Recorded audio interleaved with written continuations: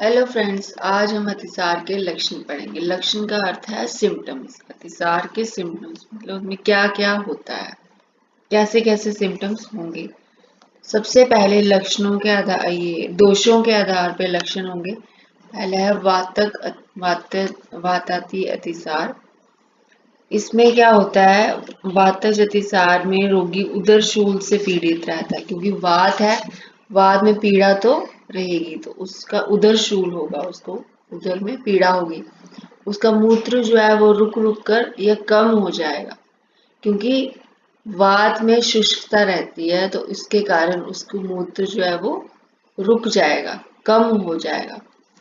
आंत्र में कूजन, आंत्र में आवाज रहेगी, उसकी गुदा शिथिल हो जाएगी, उसकी कटी, उरु और जंघाएं भी शिथिल हो जाती हैं। तो ये सारा वायु के लक्षण है, मतलब उसमें वात का प्रकोप होगा, इस कारण उसमें ये चीजें, ये लक्षण होंगे। और साथ में अतिसार होगा।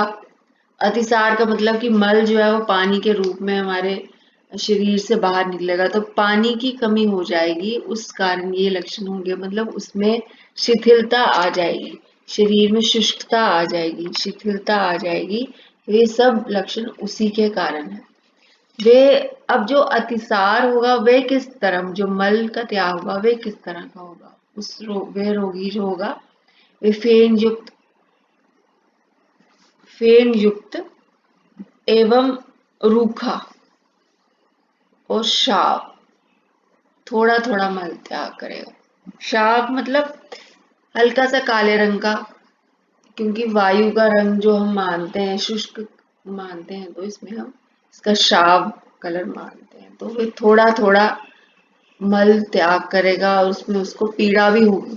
मल त्याग के समय वायु की आवाज होगी, क्योंकि जो वायु है वे आवाज के साथ आएगी। और झाग युक्त मल का निकलना, इसका जो है वे विशिष्ट लक्षण है, कि मतलब झाग निकले, झाग के साथ मिलकर जो मल का त्याग होगा वह इसका विशिष्ट खास लक्षण है। अगर ऐसा मल का त्याग होगा तो उसे हम वातज अतिसार के लक्षणों में मानेंगे। अब सेकंड है पित्तज अतिसार। पित्तज अतिसार मतलब इसमें पित्त की प्रबलता होगी, इसमें वैसे ही गुण भी मिलेंगे हमें, जो कि पित्त के गुण होंगे, तो उस प्रबलता के कारण, वो पित्त के गुणों के कारण उसी तरह का अतिसार होगा।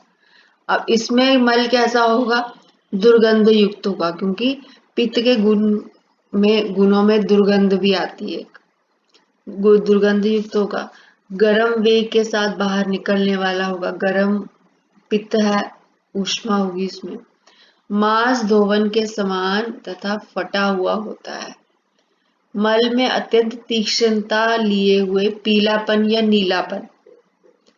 तीक्ष्णता क्योंकि पित्त है वह तीक्ष्ण होता है, तो उसको हम उसमें तीक्ष्णता आ जाएगी। पीलापन क्योंकि पीलापन और नीलापन ये उसके पित्त के रंग हैं, ये पित्त की अधिकता के कारण होंगे। और रोगी में क्या होगा, क्योंकि पित्त है और उसमें रोगी में प्यास, बेहोशी, दह, मुखपाक, गुदपाक एवं ज्वर से भी पीड़ित रह सकता है। तो ये सब उसके पित्तज अतिसार के लक्षण हैं। इस अतिसार में गुदपाक होना पित्तज अतिसार का विशिष्ट लक्षण है। अब ये पित्त पित्त का लक्षण जो है मेन है पाक होना, तो उसमें गुदपाक जो है वो इसका इस अतिसार का विशिष्ट लक्षण है। अब हम इसके बाद श्लेष्म अतिसार के लक्षण के बारे में पढ़ेंगे। श्लेष्म अतिसार का मतलब कफज अतिसार, तो श्लेष्मा को हम कफ के साथ मिलाते हैं, तो श्लेष्म अतिसार मतलब कफज अतिसार। इसमें क्या होगा, रोगी को कफ के लक्षण मिलेंगे। कफ में कैसे लक्षण होंगे, उसको तंद्रा रहेगी, निद्रा रहेगी, गौरव रहेगा, उत्क्लेश और शिथिलता बनी रहेगी। इसमें मल त्याग करने पर भी उसका पुनः मल त्याग करने की शंका बनी रहती है, ऐसा लगता है कि अभी फिर से उसको मल त्याग की इच्छा बनेगी। इसमें मल का स्वरूप कैसा होगा, मल का स्वरूप कैसा होगा, मल श्वेत होगा, सांद्र होगा तथा कफ से लिपटा हुआ रहेगा। अब तंद्रा, निद्रा, गौरव, उत्क्लेश ये सारे क्या हैं, कफ के लक्षण हैं। इसमें इसी कारण इस अतिसार में भी उसको ये लक्षण मिलेंगे। इसमें रोगी को भोजन करने की इच्छा नहीं होगी, क्योंकि कफ में भी ऐसा ही रहता है, शरीर में भारीपन रहता है, ऐसे लगता है कि इसको कफ खाने की इच्छा नहीं है, चाहे उसका पेट खाली भी हो तब भी कफ का ये लक्षण है, भारीपन है, तो उसको उसमें उसकी इच्छा नहीं रहेगी। मल त्याग के समय कोई आवाज नहीं आती, क्योंकि कफज है, इसमें सांद्रता रहेगी, इसलिए कोई आवाज नहीं रहती है। एवं रोगी में रोमांच होता है, जब मल त्याग करता है उस समय उसको रोमांच का मतलब कि उसके रोंगटे जो है, उसके बाल जो है वो खड़े हो जाते हैं। ये हो गया श्लेष्म अतिसार के लक्षण। अब नेक्स्ट है सन्निपातज अतिसार के लक्षण। इसमें मिले जुले लक्षण होंगे, सारे दोषों के लक्षण होंगे। इसमें क्या होता है, रोगी तंद्रा से युक्त रहता है एवं कभी कभी उसको मूर्छा भी आ सकती है, कभी शिथिलता रहेगी, मुख शोष से पीड़ित रहता है, मतलब मुख में शुष्कता रहती है, रोगी तृष्णा से पीड़ित रहता है एवं विविध वर्ण का मल त्याग करता है।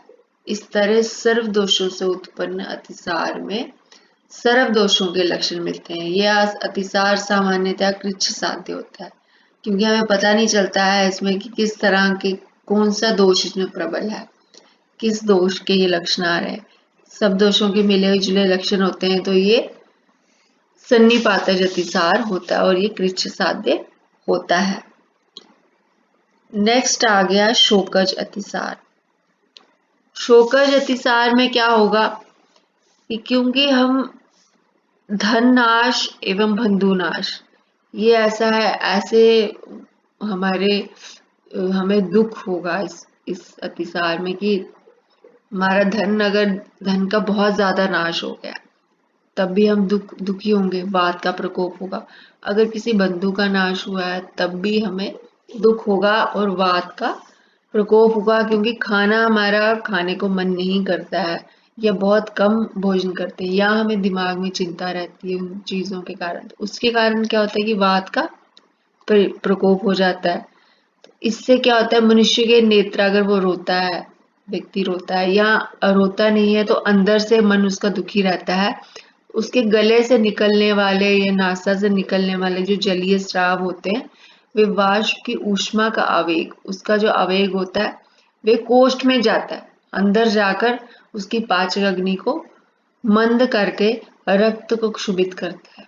जब वे ये सारी चीजें करती हैं तो उससे क्या होता है, उसको गुंजा फल के समान अतिसार होता है।